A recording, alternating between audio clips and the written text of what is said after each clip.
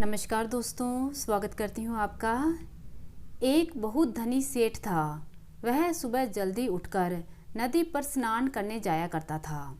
एक बार एक अच्छे संत घूमते हुए वहाँ घाट पर आ गए। उन्होंने कहा, सेठ राम राम। सेठ नहीं बोला तो फिर बोले, सेठ राम राम। ऐसा 2-3 बार बोलने पर भी सेठ राम राम नहीं बोला। सेठ ने समझा कि कोई मांगता है, इसलिए कहने लगा, हट हट यहाँ से। संत ने देखा कि अभिमान बहुत बढ़ गया है, भगवान का नाम भी नहीं लेता। मैं तो भगवान का नाम लेता हूँ और यह हट हट कहता है। इन सभी धनी आदमियों के वहम रहता है कि हमारे से कोई कुछ मांग लेगा, कुछ ले लेगा।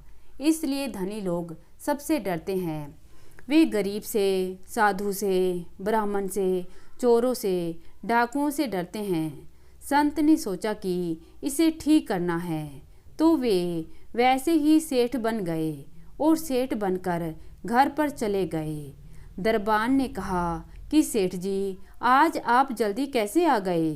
तो उन्होंने कहा कि एक बहुरूपिया मेरा रूप धरकर वहाँ आ गया था। मैंने समझा कि वह घर जाकर कोई गड़बड़ी नहीं कर दे, इसलिए मैं जल्दी आ गया। तुम सावधान रहना, वह आ जाए तो उसे भीतर मत आने देना। अब वह सेठ सदा की तरह धोती और लोटा लिए आया तो दरबान ने रोक लिया।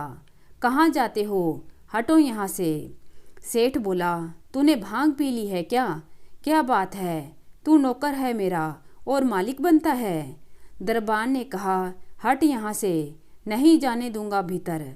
सेठ ने छोरों को आवाज़ दी, आज इसको क्या हो गया? तो उन्होंने कहा, बाहर जाओ, भीतर मत आना। बेटे भी ऐसा ही कहने लगे। जिसको पूछे वही धक्का दे। सेठ ने देखा कि क्या तमाशा हुआ भाई, मुझे दरवाजे के भीतर भी नहीं जाने देते। बेचारा इधर उधर घूमने लगा। अब क्या करूं? उसकी कहीं नहीं चली तो उसने राज्य में जाकर रिपोर्ट दी कि इस तरह आफत आ गई है। वे सेठ राज्य के बड़े मान्य व्यक्ति थे। राजा ने उसको जब इस हालत में देखा तो कहा, आज क्या बात है, लोटा धोती लिए कैसे आए हो? तो वह बोला, महाराज, मेरे घर में कोई बहुरूपिया बनकर घुस गया और मुझे निकाल दिया बाहर। राजा ने अपने आदमियों से पूछा, कौन है वह, जाकर मालूम करो। घर पर गए तो घर वालों ने कहा कि अच्छा, वह राज्य में पहुंच गया, बिल्कुल नकली आदमी है वह, हमारे सेठ भीतर विराजमान है। राजा ने संदेश भेजा कि सेठ को कहो कि राजा बुलाते हैं। अब सेठ के रूप में संत 4 घोड़ों की बग्गी लगाकर ठाठ बाट से जैसे जाते थे वैसे ही पहुँचे और बोले, अन्नदाता, क्यों याद फरमाया, क्या बात है? राजा जी बड़े चकराए, दोनों एक से ही दिख रहे थे, पता कैसे लगे? मंत्रियों से पूछा तो वे बोले, महाराज, असली सेठ का कुछ पता नहीं लगता। तब राजा ने पूछा, आप दोनों में से असली और नकली कौन है? तो उन्होंने कहा, परीक्षा ले लो। अब बही खाता मंगाया गया। जो सेठ बने हुए संत थे उन्होंने बिना देखे ही कह दिया, अमुक अमुक वर्ष में अमुक मकान में इतना खर्च लगा, इतना घी लगा, अमुक के ब्याह में इतना खर्चा हुआ। वह हिसाब अमुक बही में अमुक जगह लिखा हुआ है। अब वह सब का सब सही मिल गया।